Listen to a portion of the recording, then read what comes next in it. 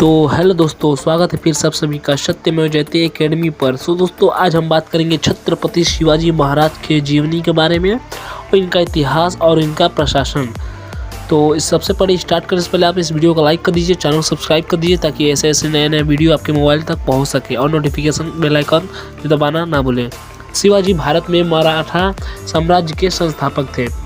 शिवाजी की जन्मतिथि को लेकर मतभेद है। कुछ इतिहासकार इनका जन्म 19 फरवरी 1630 को मानते हैं तो कुछ अप्रैल 1627 को मानते हैं। आइए इस लेख में शिवाजी की जीवनी और अन्य घटनाओं के बारे में जानते हैं। दोस्तों, छत्रपति शिवाजी महाराज निर्विवाद रूप से भारत के सबसे महान राजाओं में से एक हैं। उनकी युद्ध प्रणालियों तथा आज भी आधुनिक युग में अपनाई जाती है। उन्होंने अकेले दम पर मुगल सल्तनत को चुनौती दी थी। आइए शिवाजी के तथ्यात्मक जानकारी के बारे में जान लेते हैं।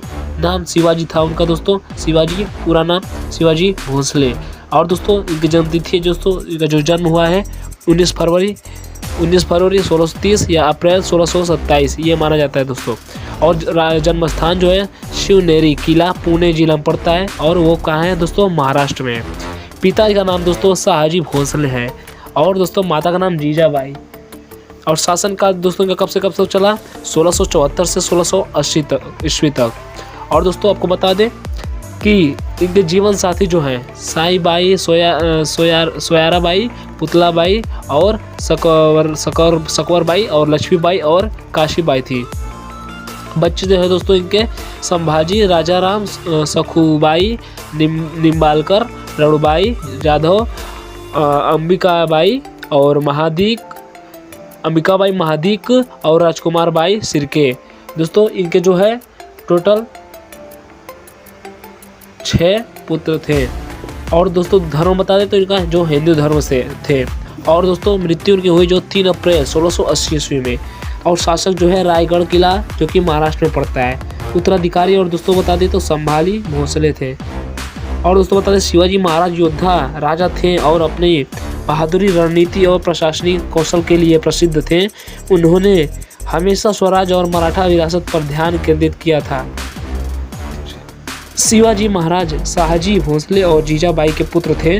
उन्हें पूना में उनकी मां और काबिल ब्राह्मण दादाजी कोंडादेव की देखरेख में पाला गया, जिन्होंने उन्हें एक विशेषज्ञ सैनिक और एक कुशल प्रशासक बनाया था।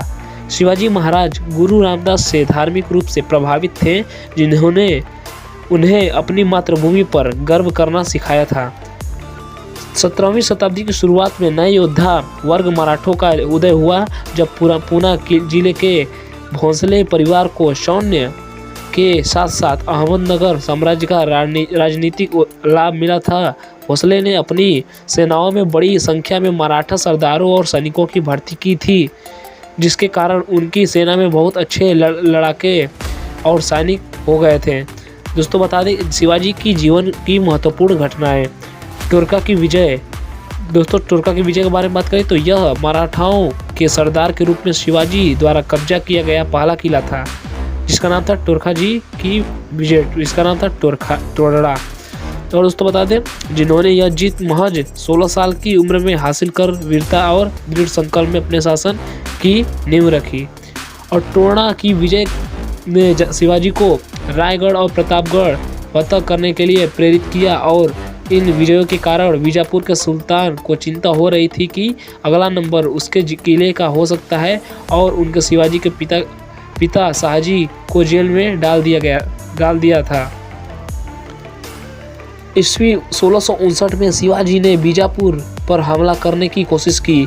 फिर बीजापुर के सुल्तान ने अपने सेनापति अफजल खान को 20,000 सैनिकों के साथ शिवाजी को पकड़ने के लिए भेजा, लेकिन शिवाजी ने चतुराई से अफजल खान की सेना को पहाड़ों में फंसा दिया और बागनखा जो होता है दोस्तों, बाघ के पंजे का नाखून जो था उसको क्या कहते हैं, घातक हथियार के रूप में अफजल खान की हत्या कर दी थी, जिसको हम बागनखा बोलते हैं। अंत में 1662 में बीजापुर के सुल्तान ने शिवाजी के एक शांति संधि और उनके अपने विजित प्रदेशों का एक स्वतंत्र शासक बना दिया। कोंडाना जिले की विजय दोस्तों कैसे हुई? यह किला नीलकंठ राव के नियंत्रण में था। इसको जीतने के लिए मराठा शासक शिवाजी के कमांडर तानाजी मालुसरे और जय सिंह प्रथम के किला रक्षक उदयभान राठौड़ के बीच युद्ध हुआ था। इस युद्ध में तानाजी मालुसरे की मौत हो गई, लेकिन यह किला जीतने में कामयाब रहे थे। इन्हीं तानाजी मालुसरे के ऊपर एक फिल्म बनी है जो कि बहुत सुपरहिट हुई है। शिवाजी का राज्याभिषेक कैसे हुआ?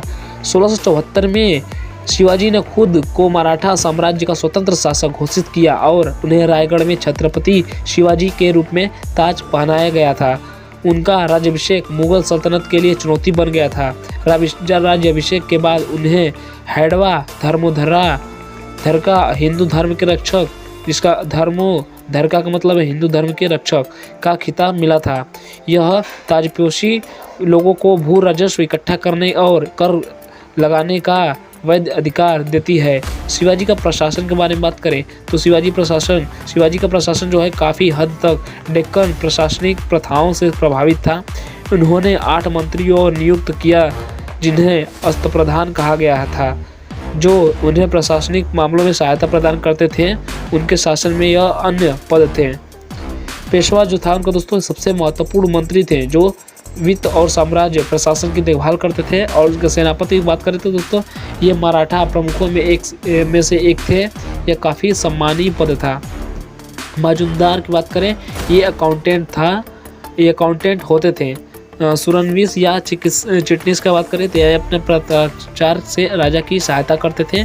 और दबीर की बात करें तो समारोहों के व्यवस्थापक थे और विदेशी मामलों से निपटने में राजा की मदद करते थे। न्यायाधीश और पंडितराय जो थे दोस्तों न्याय और धार्मिक अनुदान के प्रभारी थे।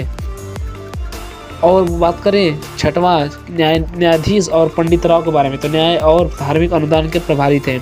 इस प्रकार शिवाजी की जीवनी पढ़ने से स्पष्ट है कि वे एक न केवल एक कुशल सेनापति, एक कुशल रणनीतिकार और एक चतुर कूटनीतिज्ञ था, बल्कि एक कट्टर देशभक्त भी थे। इन्होंने अपनी मातृभूमि की रक्षा के लिए औरंगजेब जैसे बड़े मुगल शासक से दुश्मनी की थी। और दोस्तों बता दें कि यही जो है शिवाजी जिनका आज जो है जन्म दिवस है, जो कि 19 फरवरी को मनाया जाता है और कोई लोग दोस्तों अप्रैल में मनाते हैं। तो दोस्तों यही नॉलेज देना था इस वीडियो में। अगर आपको ये वीडियो में कोई जानकारी मिली हो तो प्लीज़ वीडियो को लाइक कर दीजिए, चैनल को सब्सक्राइब कर दीजिए और बेल आइकन दबाना ना भूलिए और ज़्यादा से ज़्यादा शेयर कीजिए। तो मिलते हैं नए वीडियो में, तब तक जय हिंद, वंदे मातरम।